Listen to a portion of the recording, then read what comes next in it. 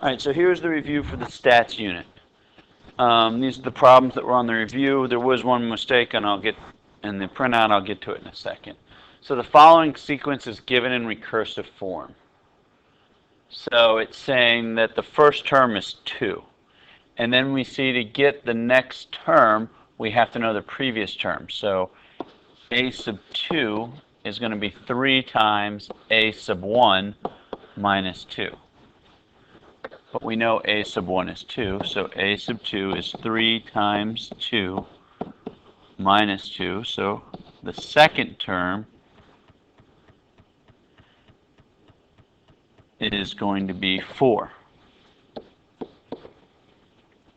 The third term is going to be 3 times the second term minus 2. So a sub 3 is 3 times 4 minus 2, or 10. So whenever you see that it is a recursive sequence, in order to find the next term, you need to plug the previous term into the formula. This graph summarizes the SOL scores of 150,000 students. The data is, misspelling here, normally distributed with a mean of 415 and a standard deviation of 25. Shade in the region of the curve where the data is approximately 71,587. So, sure enough, here is our mu, and then each mark is 1 standard deviation away. Now, if you do the math on your calculator, which I will bring up here, what you will see, hopefully if I can get the calculator up, is that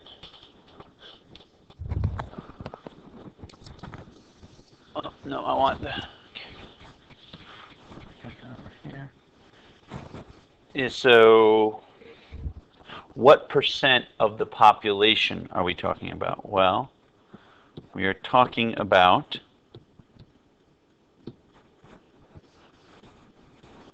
47.5% of the population approximately. Now, if you'll remember, if you will remember what we learned about earlier, is that 68% of the population, or 0.68%, if we do it as a proportion, 0.68 is in this region here.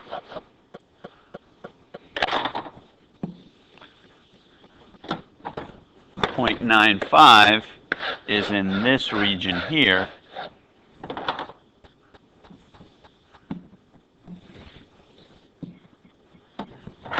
And 0.997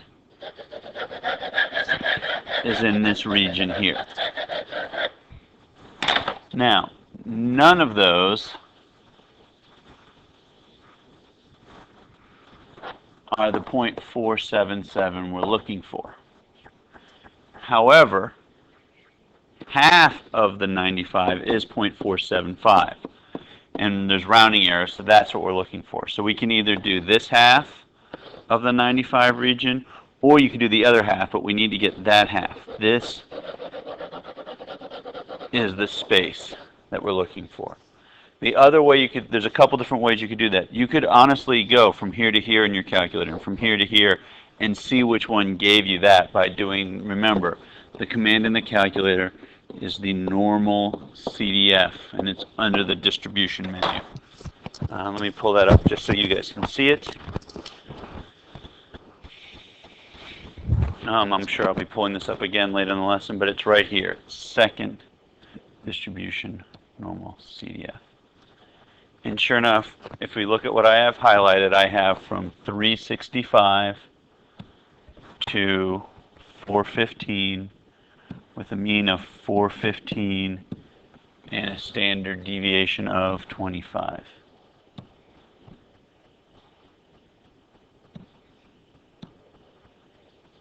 And I'd say that's it right there. Okay. So, once again, I could have done this. Or I could have done this.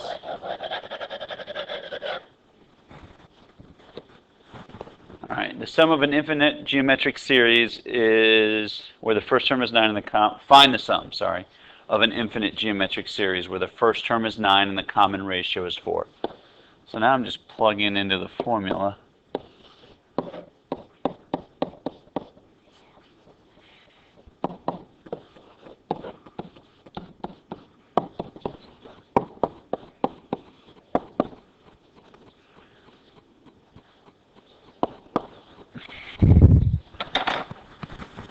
All right, just plugging in a sub 1 and r, and then 1 minus 1/4 is 3/4.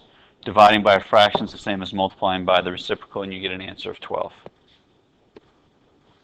All right, find the sum of the first 5 terms of an arithmetic series whose first term is 10 and whose fifth term is 22. So we know first term is 10, blank. And we have this term is 22. Now we can use this formula, but we have right here. So we don't even have to find this. We do not have to use what I showed right here. I can just go S sub n equals 5 over 2 times 10 plus 22. This is a sub 1, this is a sub 5. So that's where that 5 comes from. And you would get 2.5 times 32 or 16. Well, that's not right. I'm sorry, 2.5 times 32 is not 16.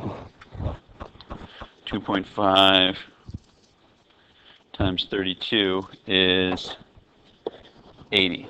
Now, if you didn't know to use this formula up here, there's another way we could do it, which is we could simply figure out what are the missing terms. So 22 minus 10 is 12. We're going to do a difference 1, 2, 3, 4. 1, 2, 3, 4. I have too many blanks in here, don't I? I do. Sorry. I'm going to do that 4 times. First term, second term, third term, fourth term, fifth term. And so 12 divided by 4 is 3. The common difference is 3. 13, 16, 19, 22. And if we add that all up, we will also get 80.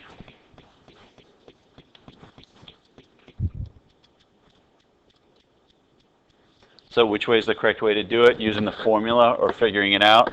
Well, whichever way works better for you. All right, the time the bus takes you to get to school is approximately normally distributed with a mean of 12 and a standard deviation of 2 minutes. So, just real quick. Well, that's not a good normal curve. I can do better than that. There we go. So this is 10. I'm sorry, 12.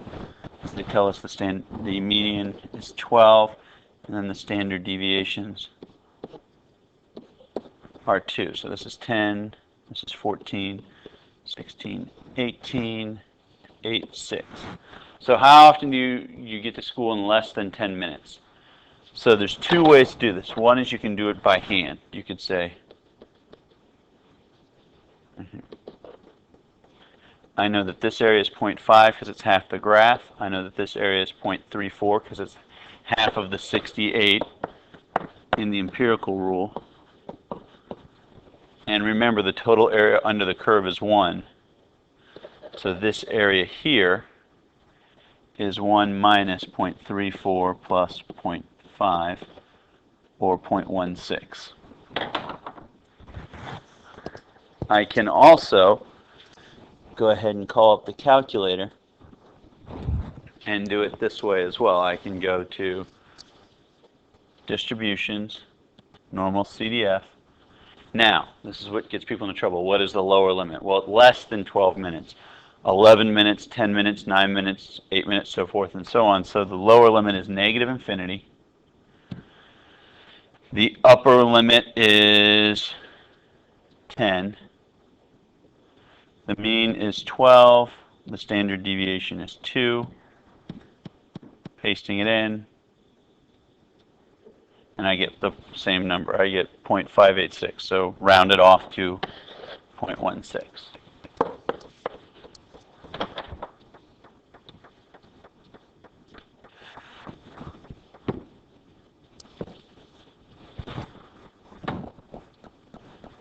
So, what percent of the time does it take you between 12 and 14 minutes? Well, that's between here and here. Now, within one standard deviation from here to here is 0.68. Once again, 68, 95, 99.7. So this has to be half of that, or 0.34. Or, I can bring up my calculator.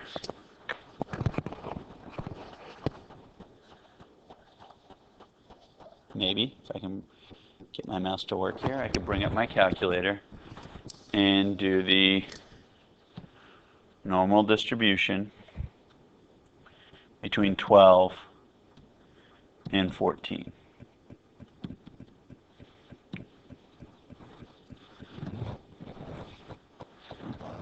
And I get the 0.34 there as well. Now, this last one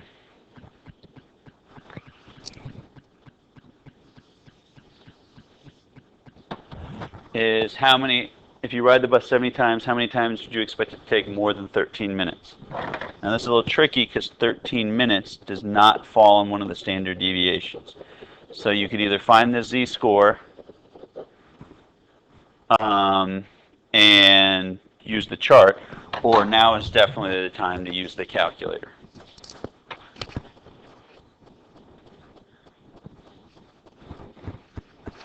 So we would go second distribution, normal CDF.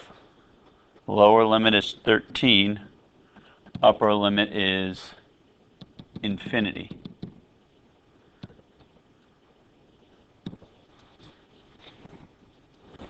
So about 30% of the time. The problem is it asks us out of 75 trips. So 30, to get this percentage of 75, we just multiply that number times 75, and we get approximately 23, I believe. Let me just double check. Yeah, approximately 23 times the bus will take longer than 13 minutes to get there.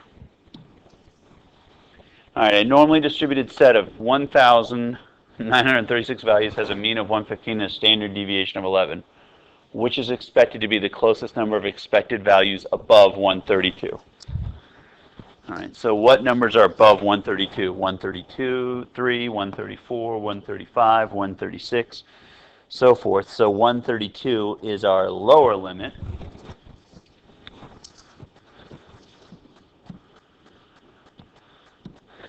Our upper limit is infinity.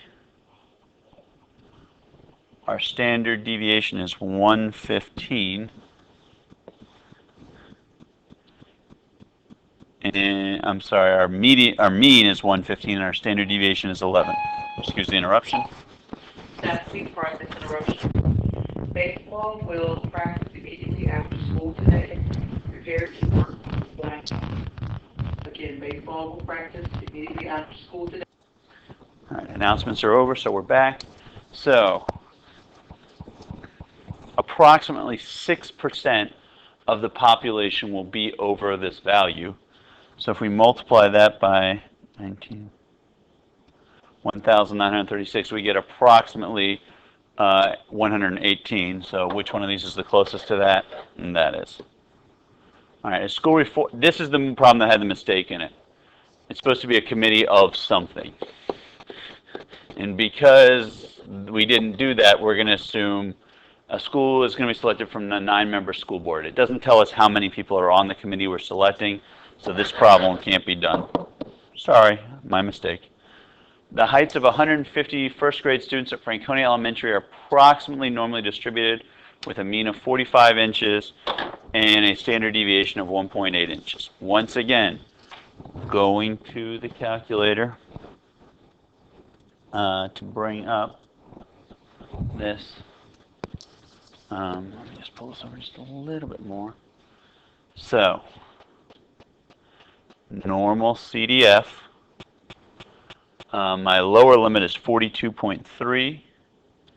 My upper limit is 49.5 because they asked us how many are between those heights. The mean is 45 and the standard deviation is 1.8 inches. Whoops, missed the decimal. 1.8 inches. So, 92.6% of the population. But it tells us it's 150 first graders, so 92.6 of 150 is approximately 139 students would be in that range. A small elementary school wants to create a planning committee. The school has 11 teachers and 3 administrators. What is the number of different committees that a school could choose to have 2 teachers and 1 administrator? So we have 2 different events. We're going to draw from 11 teachers, we're going to draw 2. And from 3 administrators, we're going to draw 1. And remember, if we just draw 1, it's just the number of options there are. You could do 3C1, but this is going to be the same thing. This is 3. So once again, we are going to go into the calculator and we are going to do 11 math, come over to probability.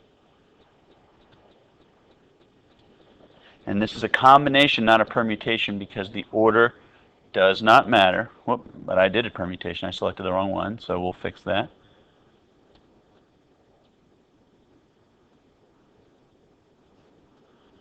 So order does not matter.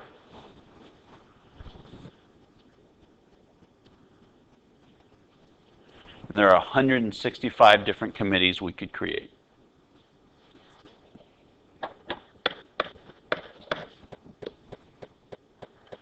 Alright, so for this one, once again, the correct way to do this problem is to plug in 0 for x, and then and so I get 12. And then I plug in 1 for x, and I get 12.5. Then I plug in 2 for x, and I get 13. Plug in 3 for x, and I will get 13.5. Plug in 4 for x, I'll get 14, 14.5, 15. And I add those numbers up, and I will get 12 plus 12.5 plus 13.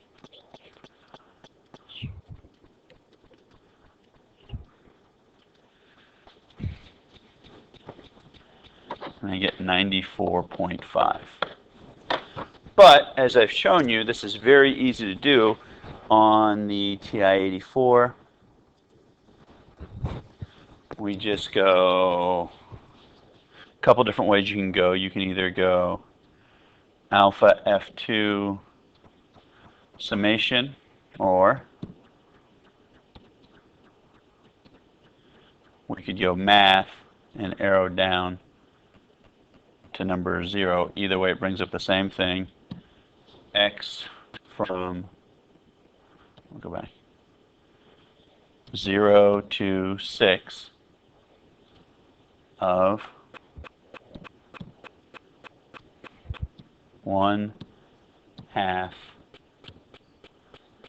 x plus 12.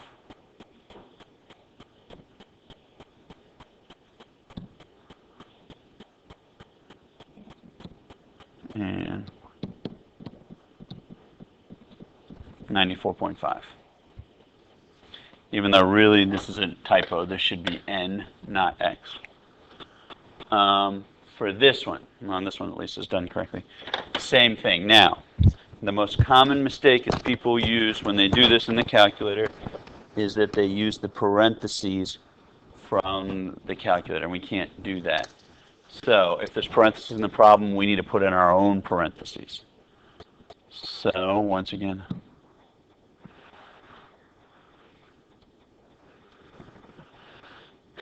x from 1, oh, no, somehow I got in the wrong place, from 1 to 5 of 4 times 1/2 to the x minus 1. And it's important to remember that the x minus 1 is all part of this. So because there was parentheses in the problem, we have to put in our own parentheses as well. And so the answer to this one is 7.75 or 7 3/4. All right, and that's it. I'll answer any other questions you had about any of this before the test. Have a good day, and please rewind and redo any problems you had trouble with.